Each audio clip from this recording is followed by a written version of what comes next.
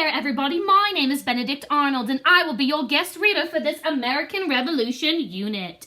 If you don't know who I am during the American Revolution, I used to work for the Americans, and then I switched my allegiance, and I went over to the British side, which is why I am in my red coat. We will be reading some of our chapters from our book today, and when we are done, I hear that you have an assignment that you need to do on Google Classroom. Please make sure that you follow along in the book. There's also an audio book in the Google Classroom, as well as the PDF version of the book. If you have any questions when we are done, please ask your teacher. Chapter 1, Bills to Pay. To better understand the events that led to the American Revolution, we will have to travel back in time to the years between 1754 and 1763, when the British fought against the French in a different war on North American soil. This war, known as the French and Indian War, was part of a larger struggle in other countries for power and wealth. In this conflict, the British fought the French for control of land in North America.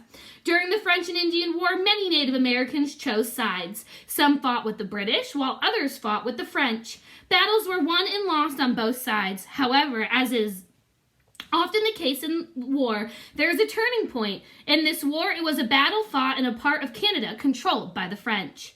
In 1759, British soldiers sailed up the St. Lawrence River and attacked the French city of Quebec. The British were victorious in the Battle of Quebec and then went on to take Montreal the next year. Montreal's fall signaled the end of large battles between the French and British in North America. Sporadic fighting continued until 1763, when the Treaty of Paris finally ended the French and Indian War. In the treaty, France agreed to give up almost all of the land it had claimed in North America. The French handed over control of this land to Great Britain. However, with new land came new responsibilities and financial burdens. Taxes. The British government had borrowed a lot of money to fight this war. A lot of that money had been spent on protecting the colonists from the French and their Native American allies. All of the money had to be paid back, and the British government felt that the colonists should pay their share. In addition, more money was continually needed to protect the colonies as well as the newly acquired land. To raise the needed funds, the British government imposed new taxes, including several that would have to be paid by the colonists. In 1765, King George III and his government proposed the Stamp Act. The Stamp Act was a tax on printed materials. Colonists were required to buy stamps when they bought printed items such as newspapers, pamphlets, even playing cards. These were not gun stamps, but rather impressed, imprinted, or embossed on paper. Many people were upset about the Stamp Act. They thought it was unfair that the king and his government in London were making decisions about taxes the colonists had to pay, while the colonists had no say in the matter. The British government had generally allowed the colonies to raise taxes themselves. For example, if the government of Virginia needed money, an assembly of representatives from different parts of Virginia would meet. This assembly was called the House of Burgesses. Members of the House would determine the best way to raise money.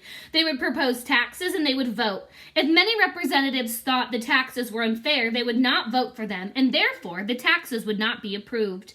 Because the House of Burgesses included representatives from different parts of Virginia, most everyone felt the process was fair.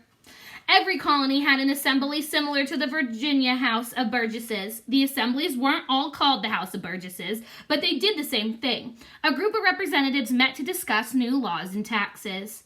Although the colonists continued to raise their own taxes even after 1765, they felt that rather than imposing a new tax on the colonies, the king and his government should have asked these assemblies to find a way to raise the money that was needed.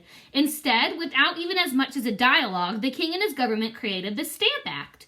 They did not send it to the colonial assemblies, but directly to Parliament, part of the British government responsible for passing the laws and raising taxes.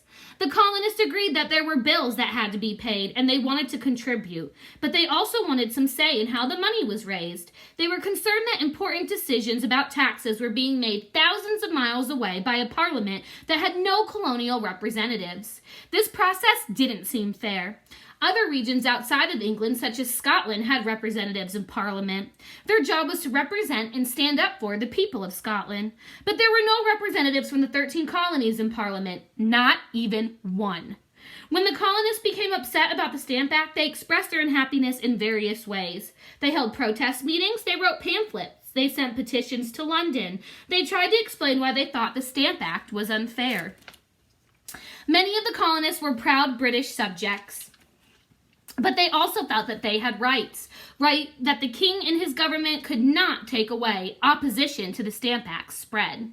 In Virginia, the House of Burgesses passed a motion protesting the Stamp Act.